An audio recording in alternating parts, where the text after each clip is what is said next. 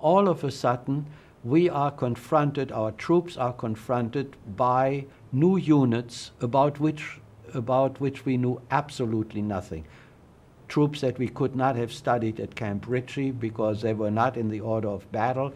There was all of a sudden the 62nd Volkssturm Division, or 67th People's Division, and our G2 and G1, the operational aspect, wanted to know how good are these troops? What kind of opposition must we mount against them? And so they said we need quickly information.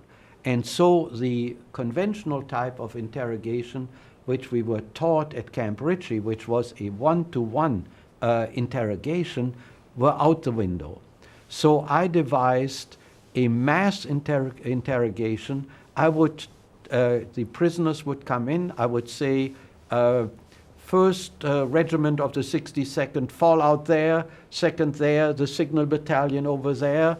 And then I asked them questions with the help of a German sergeant who had deserted to us and who had a real sergeant's voice. And he blasted at them, all those who were trained on the machine gun, raise your hands. And they raised their hands. They were inexperienced soldiers. They were not security conscious. And how many of you had more than 1 month's training? Hands up. And so I went through the questionnaire that we had been sent by G2 First Army. And finally, one of the most important questions was, would we have gas warfare in the last month of the war? And one of the indices of a warfare is if the enemy is equipped with defensive equipment, gas masks, protective clothing, and the like. So I asked, how many of you have gas masks?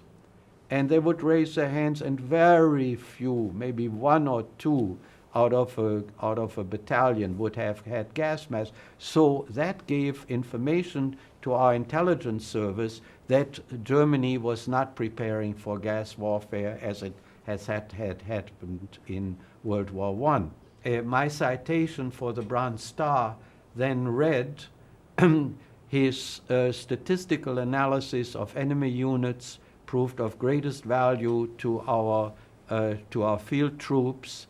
Now you might ask, didn't any of these prisoners or some of their officers resist being asked these questions or try to discourage the troops from giving these answers? And indeed, there was one incident we had. There was a real tough Tab Sergeant, Oberfeldwebel, who turned to the troops and said, nicht antworten, don't answer that.